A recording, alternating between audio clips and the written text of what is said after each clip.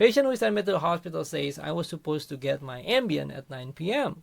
Who is typically responsible for administering medications to the patient? Now we get to the questions about the nurses.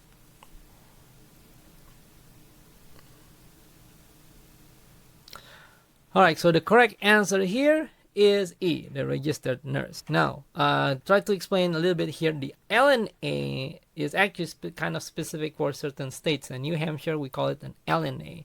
But in most states, we call LNA as a CNA. And what they do is usually they assist patients in more on the physical stuff, like assist the patients to the bathroom, washing, or toileting, things like that. So those are the job of LNA and CNA. These are more scout work, physical scout work. The APRN, Advanced Practice Registered Nurse, is more advanced than just a registered nurse. They are mid-levels. They can work as a PCP, like doing my job, or sometimes they can also cover the floors for floor issues. While nursing supervisor is the head of the nurse, they usually oversee the floors, like how many nurses we have in this floor, how many patients we have this floor, should we transfer. And sometimes nursing supervisor also in charge on receiving the patients and transferring the patients out, meaning receiving from the ED, but also can be in charge in receiving patients from the other hospitals. So they are more on like the managing side. Now, next question. Patient admitted to hospital says, I was supposed to get my Ambien at 9 last night, but nobody gave it to me. What is the best way to confirm whether the medication was given? All right, gonna give you 3 seconds.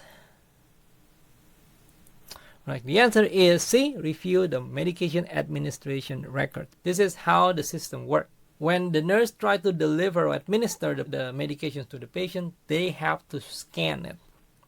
They have to write down the time, whether the patient is actually taking the medications or reviews the medications or half dose is given. So there is a very clear and specific record inside the EMR.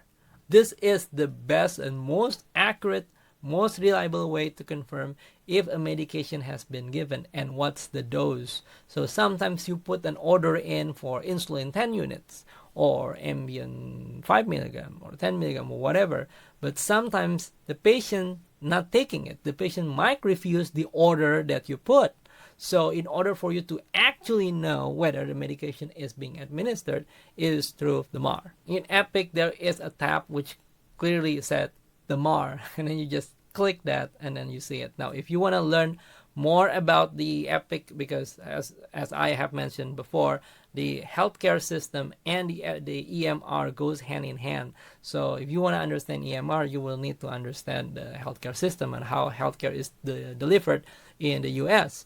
And I have created videos for the Epic Ambulatory series, so you can check on that. But I also create the Epic EMR for the inpatient side and help you to master and review the chart like a top intern even before you start USCE. So you can check that out. It's, again, the training is free. I will put that into the link down description below as well. Okay. Now, hospitalist patient calls the nurse station and says, I need help going to the bathroom. I feel dizzy, unsteady. Who is the most appropriate team member to assist the patient with this task? Now, if you pay attention, you should be able to answer this question. Okay, the answer is A, the CNA. CNA, LNA, they are interchangeable. LNA is mainly New Hampshire. Called it an LNA, but otherwise we call it CNA. Okay, so we switch cases. We're not talking about Mr. Alfredo anymore. I think he's discharged and then he's safe and well. Now we have a 65-year-old man arrives at the emergency department with a sudden facial droop and weakness in his left arm. He was brought in by his spouse. The ED physician suspects stroke. What is the appropriate next step? I'll give you 3 seconds.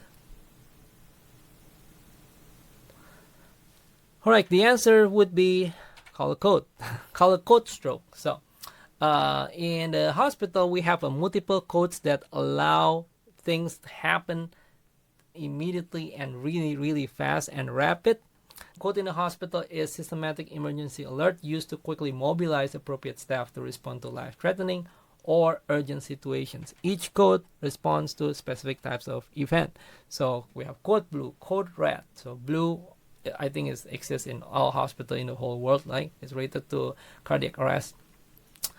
We have code red for fire smoke, code stroke, code STEMI, code trauma, code pink, code orange, code gray is usually for combative person. Now, the color of the code for each institution would be different. Maybe code pink would mean something else in a different hospital, don't know. Usually in your badge there will be a code color, and then there is legends what does that actually means. So that is available for that. And the common one is actually code rapid response. We call that code if the patient is deteriorating. Usually there's problem with vitals, like too high of a heart, too low of the heart, right? Bradycardia, tachycardia, right? And then if problem with breathing, problem with desaturations, blood pressures being too low, blood pressures being too high, or loss of consciousness, which is neurological issues. So those are usually the reasons why code rapid response is called. And if that were called, then there will be multiple people come into the room, like the respiratory therapists, the residents, and usually the ICU team sometimes come too, to help stabilize the patients as fast as possible. Now, patient was admitted with a stroke, complete full workup, CT, angio, MRI, EKG, echo. After a few days, he's clinically stable, ready for discharge. When the intern is preparing for discharge orders, he sees options like home rehab, skilled nursing, LTAC. He is not sure which to choose. Which note should he review to determine the recommended discharge location? So I'll give you 3 seconds. When you're ready, press play to go on. Okay, obviously the answer would be physical therapy note. Yes, so the person who determined the recommended discharge locations usually going to be the physical therapist. The physical therapist will evaluate the patient's mobility, the strength and safety, how good they walk, how good they transfer, and they will make determination, oh, this patient fits for home, or oh, this patient fits for rehab or skilled nursing. So they will actually put a clear recommendation for discharge level. Okay, now, next question. Patient recovering from stroke, medically stable. The intern reviews the physical therapy note, now recommend inpatient rehab. However, the intern wants to confirm where the patient actually cleared to be discharged to, considering insurance approval and facility availability. Which notes should the intern review for this information? Now, I'm pretty sure that you should be able to answer this question easily if you pay attention. Alright, the answer obviously is case manager note. Okay, so again, case manager deals with the insurance, the admission, and deals with the discharge. So they make determinations if the patient can be discharged to a certain place. Physical therapy provides recommendations where the patient should be discharged. The case manager make determinations where the patient can be discharged based on the insurance. So if the patient, for example, does not have insurance, an undocumented immigrant, then the patient cannot be discharged to the inpatient rehab, even if it's recommended to do so. And that could be an issue, and that becomes a patient that is very difficult to discharge. Each morning during hospital stay, patient has lab work ordered as part of their routine care. The patient asks, who is the person that comes in early to draw my blood? So who typically draws the patient's blood in the hospital settings? I'll give you 3 seconds to answer this question. Okay, the answer would be phlebotomist. Yes. Now, in most hospitals, they have phlebotomists from the labs that come to in the morning and then doing the blood work for all the people. There are some hospitals that does not have phlebotomists. Then I think the resident would be the one that does it, but most of the time it's going to be the phlebotomist.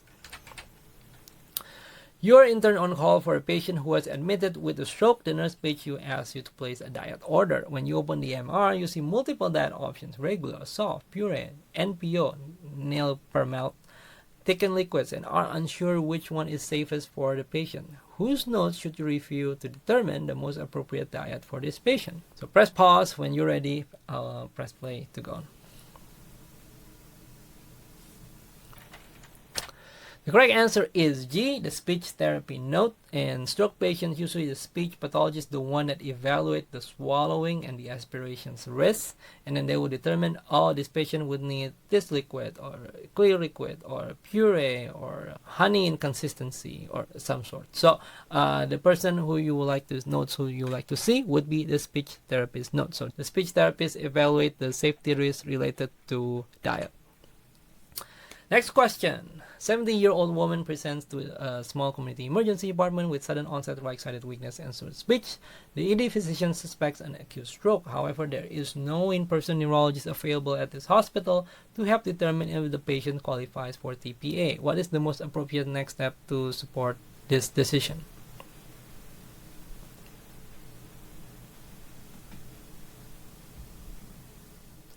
So usually in a hospital, not always, but usually in a lot of hospitals, they have a service called the teleneurology. I just want you to be aware that these services exist. There's many emergency departments use a teleneurology or telestroke service. They can make a consultation and then they can determine if the patient should be transferred or the patient needs a TPA or something else. Now, 26-year-old patient with a history of IV drug use is admitted with fever and leg pain. Exam reveals multiple wounds, blood cultures grow MRSA, and echocardiogram confirms vegetation. It's consistent with endocarditis. You plan to start vancomycin, but would like to get some guidance on proper dosing and how to monitor drug levels safely. Who is the most appropriate team member to help with the vancomycin dosing and monitoring?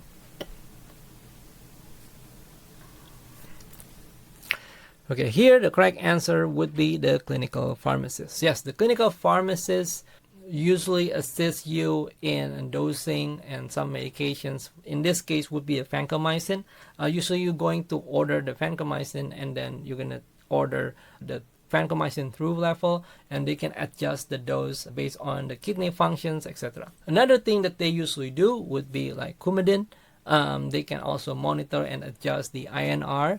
And another thing that they also do is to make sure that the antibiotic stewardship's being practiced in the hospital. So as soon as they can narrow down the antibiotic, they will suggest us to narrow down the antibiotic. A 26-year-old patient with a history of IV drug use, admitted of MRSA bacteremia, infective endocarditis. He is receiving antibiotics and improving clinically, but expressed interest in getting help for his drug use before he leaves the hospital. Who is the most appropriate team member to connect him with substance use treatment, the treatment programs, and community support resources? Yeah, I'll give you 3 seconds to answer this question for you to press pause. Okay, so the answer would be social worker. So we discussed this in the very beginning, right? Social workers play a role on helping people with the mental health and including substance use. So they can connect with the resources out in the community, whether that's rehabilitation programs or community resources, and help the patients. Now, 56-year-old patient with diabetes is admitted for a foot wound and is diagnosed with osteomyelitis. The treatment plan includes 6 weeks of IV antibiotics after discharge. What is the most appropriate way to provide long-term IV access for this patient? Give you 3 seconds to pause. Once you're ready, press play to go on.